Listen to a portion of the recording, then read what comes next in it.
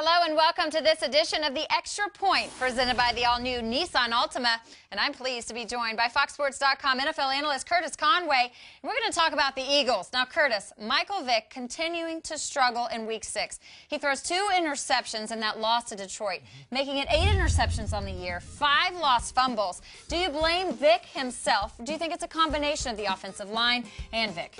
You know what? I think it's a little of both. Let's go back to when Michael Vick first took over at quarterback in 2010. The reason why he took over is because that offensive line couldn't protect Kevin Cobb. We saw he got hurt back in 2010. Michael Vick took over against the Detroit Lions, who had a really good pass rush, and he did a great job. But he was playing Michael Vick's style of football. But as he progressed, you heard media and outside sources saying he needs to stay in the pocket a little more, and he's tried to do that. And I don't think it's benefited Michael Vick as much as he wanted it to be. So at this point, I think Michael Vick, he needs to go back to playing Michael Vick style football. I don't think this line has ever been a good enough line to protect the quarterback. That's why he's starting in the first place. But I think you need to focus on trying to shore up that offensive line to give Michael Vick some more protection.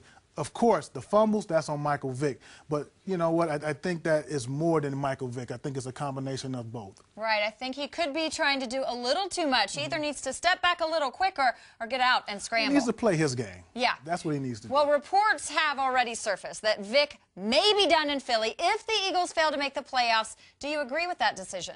You know what? Again, I think whoever you get back there, you're still going to have that offensive line. And they're going to have to protect whoever's back there. So hopefully, if you're going to replace Michael Vick, you're going to have somebody back there that's mobile, because this offensive line, if they can't protect Vick, they're not going to be able to protect a pocket quarterback. At least Michael Vick can move. I don't think they want him to move, but if Michael Vick starts to move, I think you'll see a little more progression out of this offense, and you have to run the football a little more. You know, it's too much passing. You know, everybody's getting pass happy. But again, if you're going to replace Michael Vick, you better do something with that offensive line too. Well, Curtis, you know, somebody's got to take the blame, and it's not just Michael Vick's job that is in question. After 2 straight losses, Andy Reid continues to feel the heat. Do you think the Eagles just need to clean house and start from scratch? I mean, I don't know by cleaning house. I actually like Andy Reid, but the one problem I have with Andy Reid, and this goes back to the Donovan McNabb days and the Westbrook days, he's not running the football enough. I mean, you have a really good running back in Shady McCoy. Give him the football a little more. Take pressure off of Michael Vick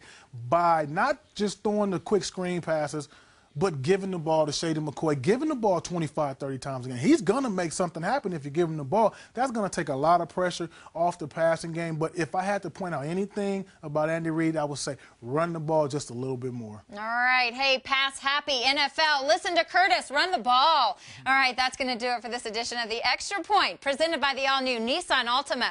For Curtis Conway, I'm Jill Arrington. We'll see you next time.